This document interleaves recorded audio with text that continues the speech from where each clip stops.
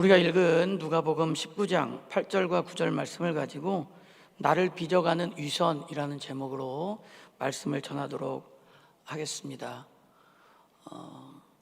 우리가 예수님을 믿게 되면 산뿌 현상이 일어납니다.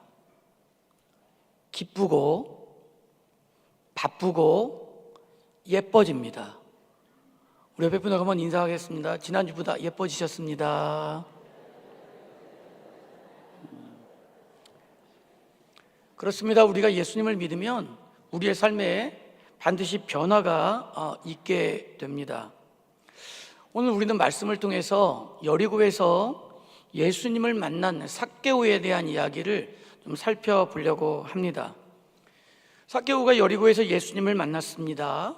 그 이후에 삭개오는 어떤 사람으로 바뀌게 되었을까요? 오랫동안 세금을 부당하게 징수하면서 재산을 불려왔던 삭개오는 예수님을 만난 날 아주 지키기 어려운 약속을 했습니다. 그것이 8절 말씀인데요. 같이 한번 읽어보겠습니까? 시작. 삭개오가 서서 주께 여짜오되 주여 보시옵소서, 내 소유의 절반을 가난한 자들에게 주겠사오며 만일 누구의 것을 속여 빼앗은 일이 있으면 내 갑절이나 갚겠나이다. 삭개오는 예수님 앞에 앉지도 못하고 서서 자식의 각오를 예수님께 말했습니다.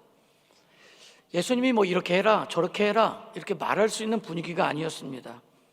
그런데도 삭개오는 자기 재산의 절반을 가난한 사람들에게 나눠줘야겠다고 하면서 만일 누구의 것을 빼앗은 일이 있다면 4배를 갚아주겠다라고 이렇게 다짐했습니다. 삭개오의 이 다짐은 단순히 삭개오가 재산을 분배해서 사람들에게 나눠주겠습니다 라고 하는 선언이 아니었습니다. 삭개오의 이 고백은 지금 한 사람의 인생이 바뀌기 시작했다라고 하는 증거였습니다. 삭개오는 지금 예수님 앞에서 자신의 삶의 변화를 이야기하면서 회개의 언어를 사용하고 있었던 것입니다. 출애굽기 22장 1절 말씀에 보면 도둑이 소나 양을 훔친 경우는 4배로 갚으라고 명령하고 있습니다. 그러니까 지금 이 삭개오의 이런 고백은 자신 스스로를 가리켜서 내가 도둑이었습니다 라고 하는 것을 고백하는 것이라고 말할 수가 있겠습니다. 지금 이 시간 오랫동안 사회적으로 비난받던 세리가 아니라 이제는 율법 아래서 심판받을 자로서의 자신의 죄를 예수님께 고백하고 있었던 것입니다. 여러분, 이 삭개오의 고백이 놀랍지 않습니까? 그는 어쩌다가 이런 결심까지 하게 된 것일까요? 삭개오의 장담에 예수님은 너가 정말 그렇게 할 수 있느냐? 따져 묻지 않으셨습니다. 그리고 9절에 이렇게 말씀하셨어요. 오늘 구원이 이 집에 이르렀다. 이 사람도 아브라함의 자손이다. 주님은 이렇게 말씀하셨습니다. 아마도 삭개오는 돌감람나무 아래에 예수님께서 멈춰 서신 다음에 나무 위에 있는 자신을 올려다보면서 자신의 이름을 예수님이 아시고 불러주신 것만으로도 황송한데 예수님이 사람들의 눈총을 받으면서까지 제자들과 함께 자신의 집에 방문하신 것에 대해서 큰 감동을 받았던 것 같아요. 그래서 예수님이 전해주시는 말씀에서 자신을 돌아보고 회개하게 되었습니다. 그리고 그 회개는 그의 삶을 돌이키는 결심으로 이어지고 있다는 것입니다. 이튿날 아침이 밝자 예수님은 예루살렘으로 떠나셨는데 삭개오는 집안의 하인들을 불렀습니다. 창고를 열어서 재물과 곡식을 수레에 모두 실으라고 이야기했습니다. 하인들은 이 느닷없는 명령에 고개를 갸우뚱했을 것 같습니다. 주인이 예수님 앞에서 소유를 나눈다느니 이런 말을 하기는 했지만 그는 평생 구제와는 거리가 먼 수전노가 아니었던가요? 하인들은 삭개오가 그 약속을 진심으로 지키려고 한다는 사실을 상상조차 하지 못했던 것 같습니다. 여러분, 그 같은 집에 살고 있는 하인이 보기에도 이 정도인데 삭개오가 자기 창고에서 꺼낸 돈과 식량을 가지고 가난한 사람들을 찾아갔을 때 마을 사람들의 반응이 오죽했겠습니까? 여러분, 삭개오는 세리장이었습니다. 삭개오가 왜 세리장이었을까요? 삭개오가 세리장인 것은 그는 돈을 벌기 위해서 수단과 방법을 가리지 않는 사람이었기 때문에 그렇습니다. 그러니까 삭개오가 창고에서 돈과 식량을 꺼내서 가난한 사람들을 찾아갔을 때 사람들의 반응은 매우 차가웠습니다. 아니, 도대체 이 탐욕스러운 인간이 왜 여기 왔을까? 아니, 무슨 명분으로 나중에 또 얼마나 세금을 뜯어가려고 수를 쓰는 걸까? 이번에는 어떤 방식으로 얼마나 부풀려 가지고 세금을 뜯어가려는 걸까?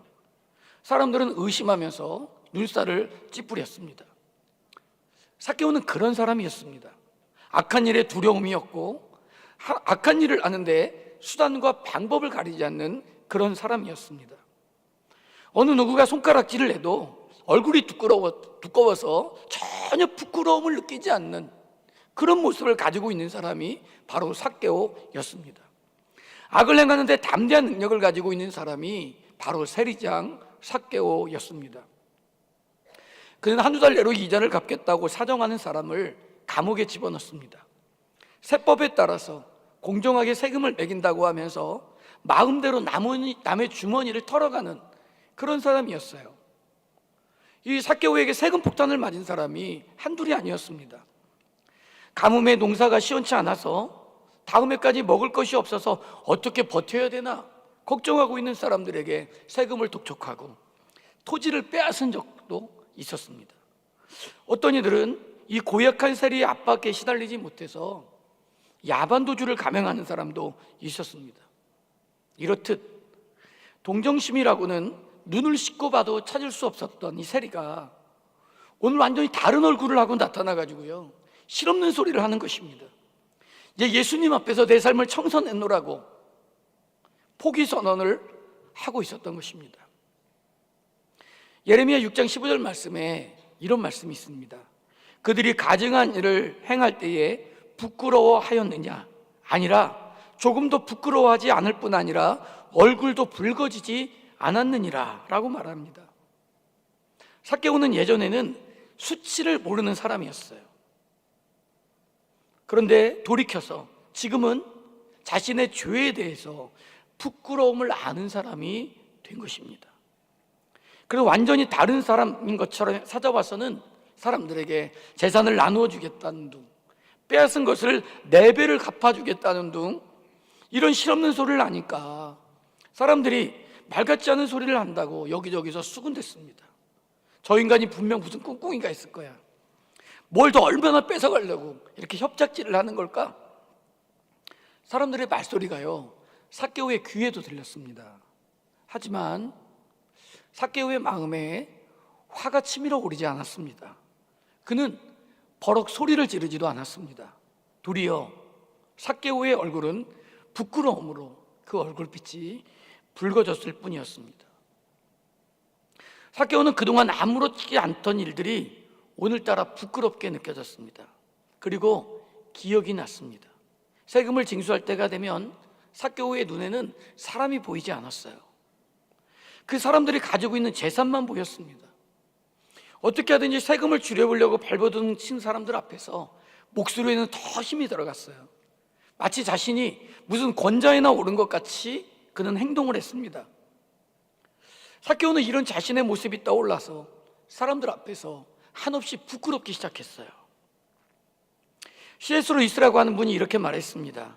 하나님 앞에 진실로 가까워질수록 우리는 자신이 얼마나 죄인인지 더 분명히 알게 된다라고 말했습니다. 삭개오가 느꼈던 이 부끄러움은 바로 예수님을 만나고 하나님 앞에 가까이 간 사람만이 느낄 수 있는 그런 영적인 감정이었던 것입니다.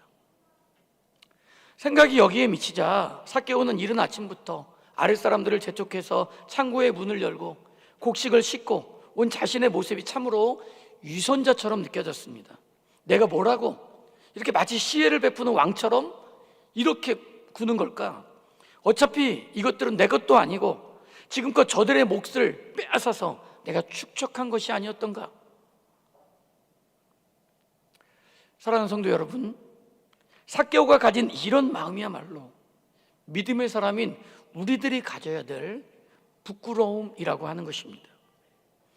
우리가 그동안 대수롭지 않게 행했던 일들, 불의하고 죄를 짓고 끔찍한 일을 서슴지 않았던 그 순간 우리는 하나님과 사람들 앞에서 부끄러워질 수밖에 없는 것입니다. 사도 바울에게도 이런 부끄러움이 있었습니다. 그래서 그는 디모데전서 1장 13절과 15절에서 이런 고백을 했습니다. 내가 전에는 비방자요 박해자요 폭행자였으나 도리어 긍휼을 입은 것은 내가 믿지 아니할 때에 알지 못하고 행하였음이라. 믿보다 모든 사람이 받을 만한 이 말이요 그리스도 예수께서 죄인을 구원하시려고 세상에 임하셨도다 하였도다. 죄인 중에 내가 괴순이라. 그는 이렇게 고백했습니다. 어거스틴이라고 하는 분도 자신의 죄를 회고하면서 고백록에 이렇게 썼습니다. 나는 진리를 미워하였으나 진리는 나를 버리지 않았다. 나 자신을 위해서 나와 함께한 주변 사람들이 응당 그래야 한다고 믿고 아무렇지도 않게 행했던 일들이 얼마나 잔인했었는지, 내가 얼마나 포악한 사람이었는지를 삭개오가 깨닫게 된 것입니다. 그래서 예수님 앞에서 약속한 회개를 행하려고 했던 첫날부터 삭개오는 부끄러웠어요. 흔들리고 긴장된 마음을 정돈하려고 몇 번이나 심호흡을 했습니다. 이때 예수님께서 삭개오에게 하신 말씀이 삭개오에게 들렸습니다. 그리고 그는 그 말씀을 붙잡았습니다. 그게 뭐냐?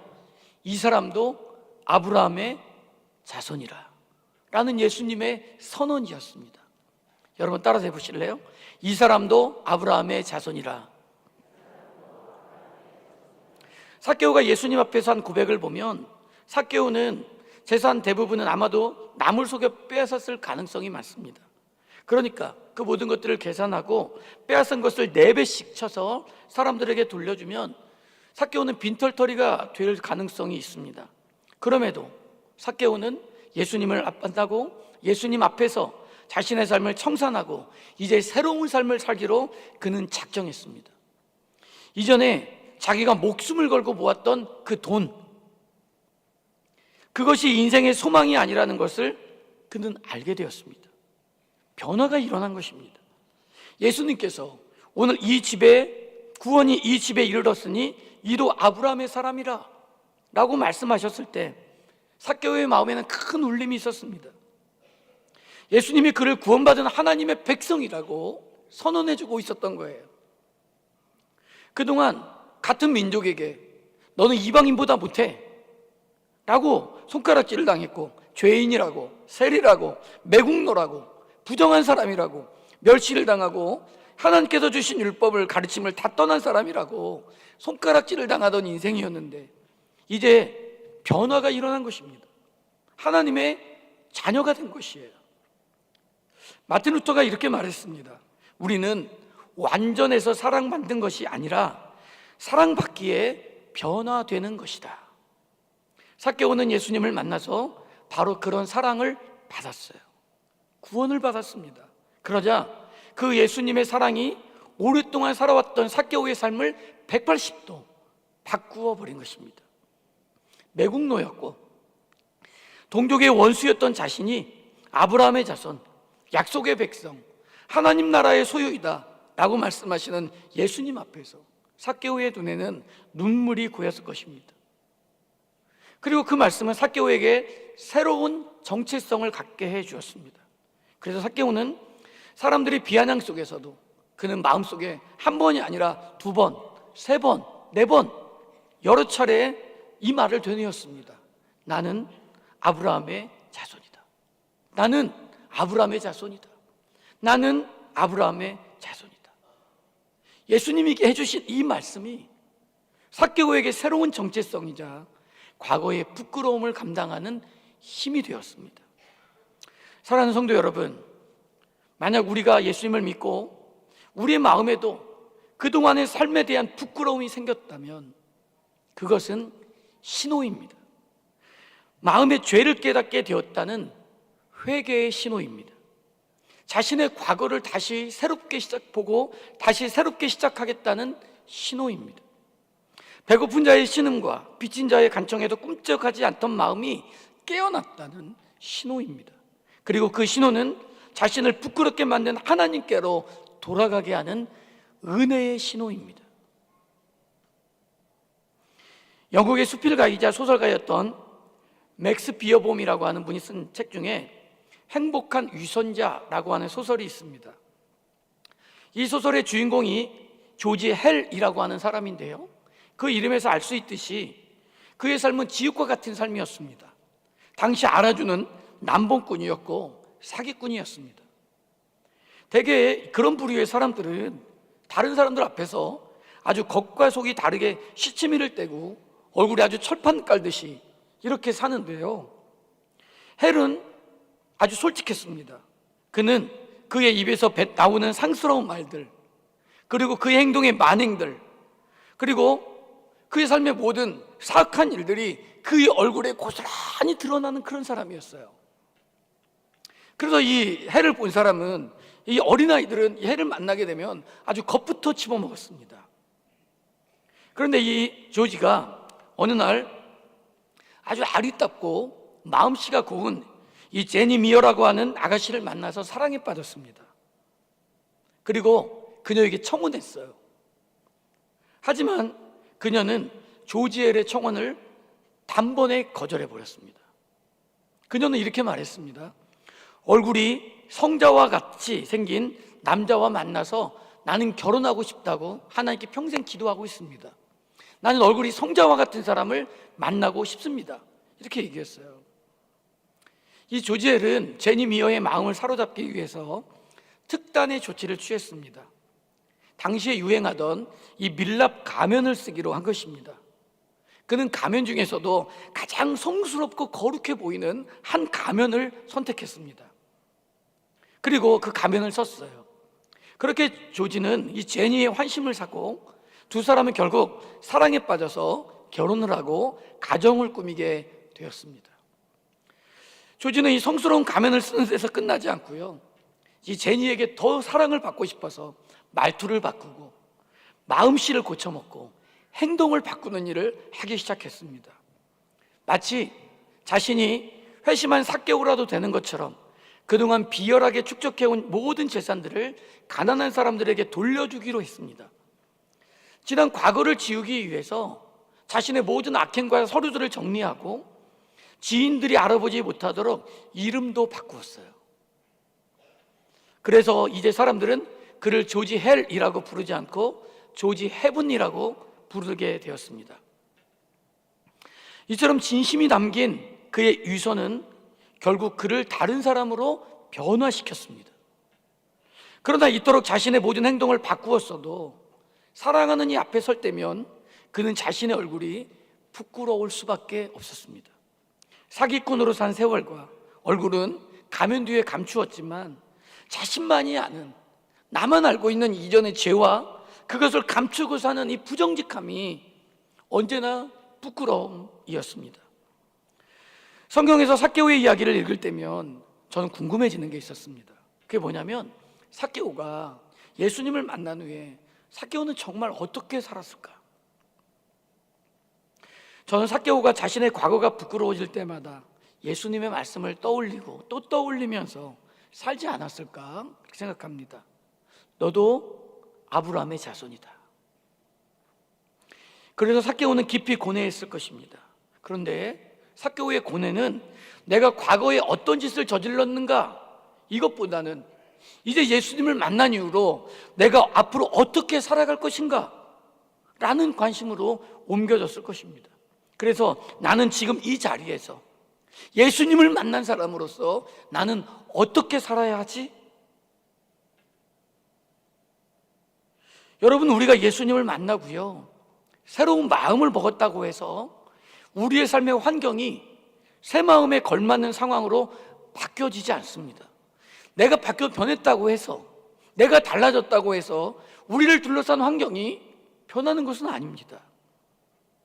삭개오가 세리장직을 떠나지 않는 한 그는 세관의 관행을 끊임없이 마주해야 할 것입니다.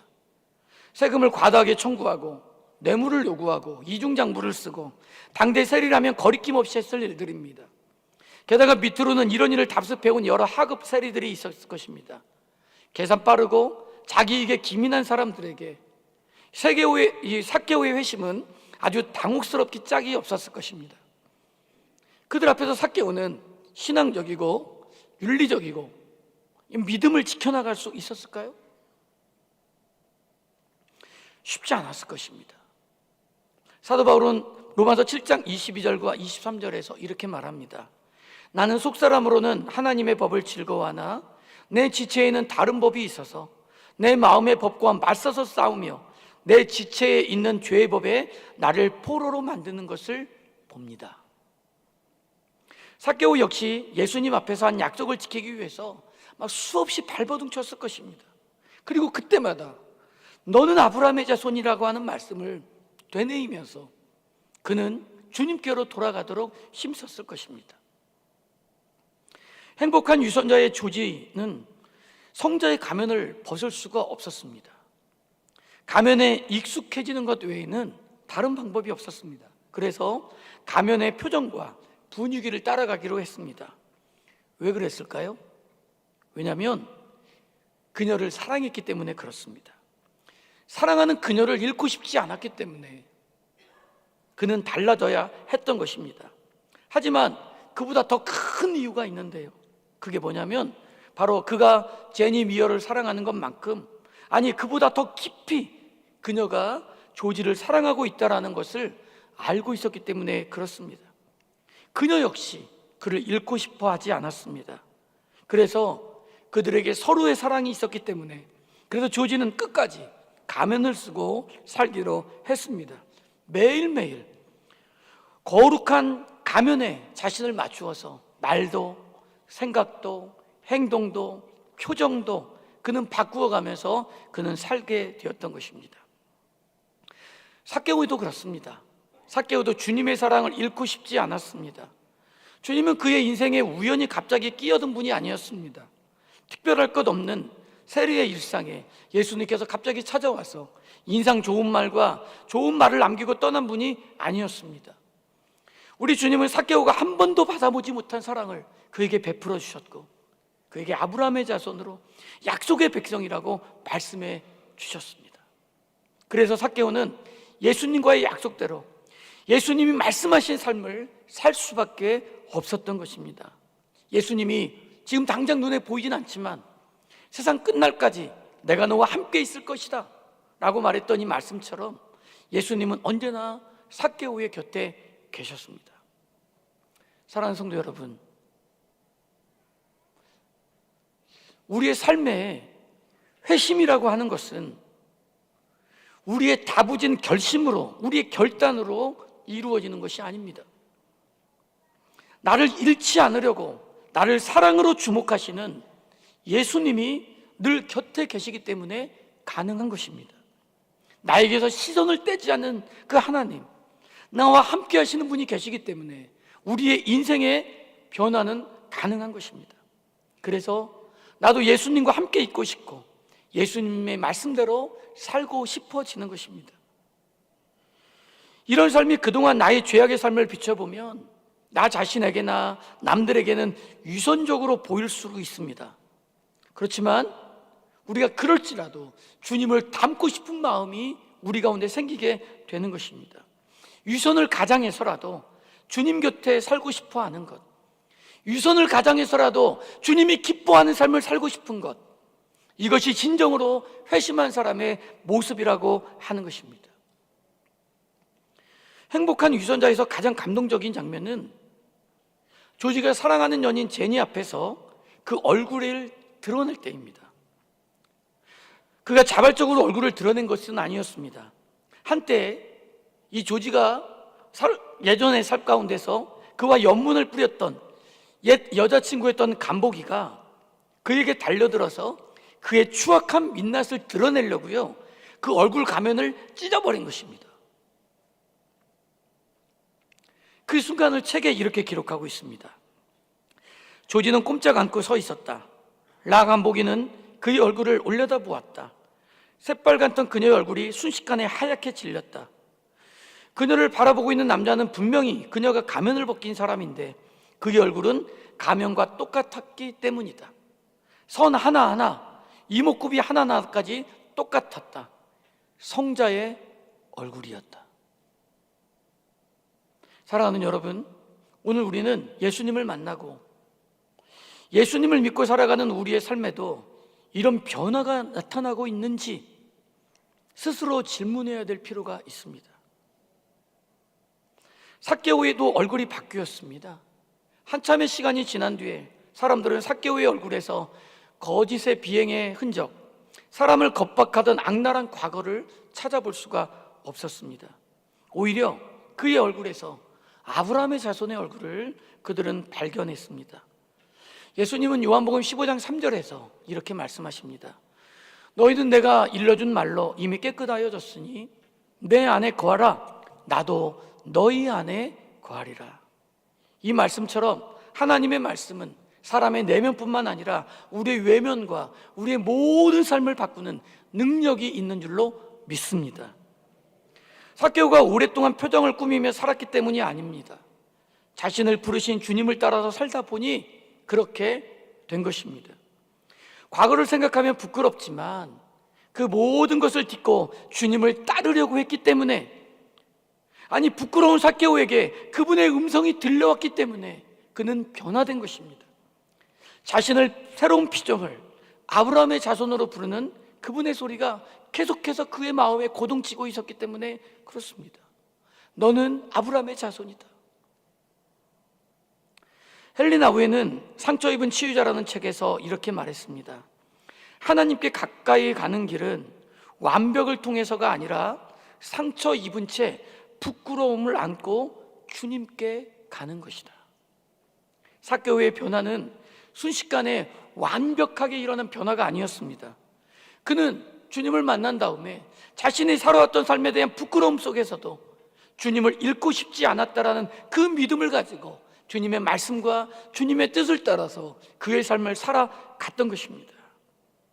사랑하는 여러분, 우리가 예수님을 믿습니다. 그런데 예수님을 믿는다는 것은요, 우리의 마음이 조금 편안해지고 밤에 잠을 잘 자고, 그리고 우리가 그동안 생각했던 기도의 제목이 조금 이루어지고 내 삶의 어떤 수준을 조금 넘어서는 정도의 것이 아닙니다. 예수님을 믿는 것은 부끄러운 과거 안에서 우리를 새롭게 빚으시는 주님을 따라서 살아가는 것입니다. 우리는 때로 부끄럽게 정직을 가장한 채로 살아갈 수도 있습니다. 우리의 삶이 과거에 비하면 유선적으로 보일 수도 있어요.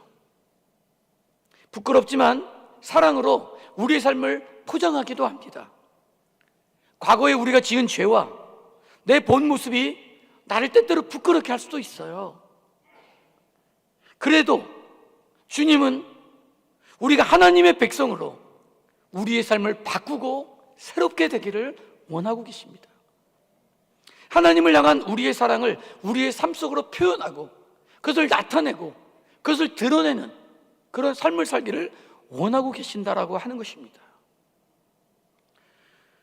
우리 이 시간 우리 주님 앞에서 새로운 피조물로 살기로 하나님의 사랑을 받은 사람으로서 우리가 부끄럽지 않은 이전의 삶을 바꾸는 그런 삶을 살기로 결심하는 여러분들 될 수 있기를 바랍니다.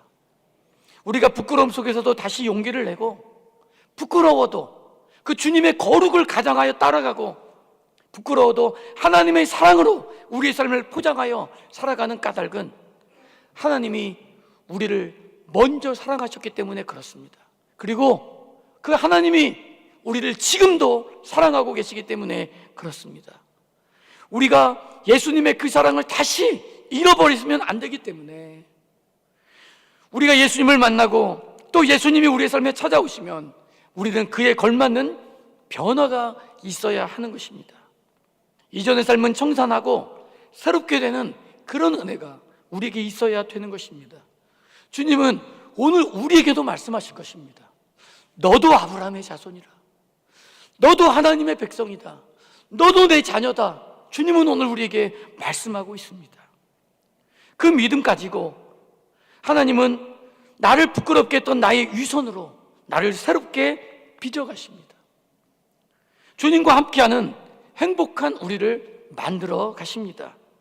진리를 따르려고 하는 우리의 위선이 진심을 향한 여정이 되도록 우리의 삶을 바꾸어 내십니다. 우리의 신앙의 여정은 나 혼자의 힘으로 이루어지는 것이 아닙니다. 주님이, 우리를 사랑하는 주님이 끝까지 우리의 그 자리에 주님의 은혜로 동행할 때 완성되어지는 줄로 믿습니다. 예수님을 구주로 믿고 그 믿음으로 살아가는 성도 여러분, 우리의 삶에도 삭개오와 같은 이런 변화가 일어날 수 있기를 바랍니다. 하나님은 우리가 완벽하기 때문에 사랑하는 것이 아닙니다. 사랑하시기 때문에 우리를 변화의 길로 부르고 계신 것입니다. 우리의 부끄러움, 우리의 위선도 우리 주님의 손에 맡겨드릴 때 주님은 그것을 아름답게 빚으시고 거룩하게 빚으셔서 새로운 사람으로 만들어 주십니다. 오늘 말씀을 우리는 마음에 새기고 우리의 삶에 회개의 열매가 있는지, 예수를 믿는 우리의 삶에 복음의 향기가 나타나고 있는지 다시 한번 돌아보고 회개의 열매와 복음의 향기가 피어나는 그런 여러분들의 삶이 되시기를 주님의 이름으로 축복합니다. 주님께서 말씀하십니다. 오늘 이 집에 구원이 이르렀다. 그 집이 바로 여러분들의 가정이 되고 여러분들의 마음이 되기를 진심으로 소원합니다. 오늘 이 말씀을 듣고 여러분 혹여라도 우리가 주님을 만났지만 여전히 예전의 삶 가운데서 주님 앞에 거룩함으로 변화로 나가지 못하는 그런 삶이 있다면 너도 아브라함의 자손이다 라고 말씀하시는 이 주님의 부르심을 우리의 마음에 새기고 하나님의 사람이요 하나님의 백성으로 변화된 삶을 살아가는 여러분들과 여러분들의 모든 가정과 한 주간의 삶이 되시기를 우리 주님의 이름으로 축복합니다.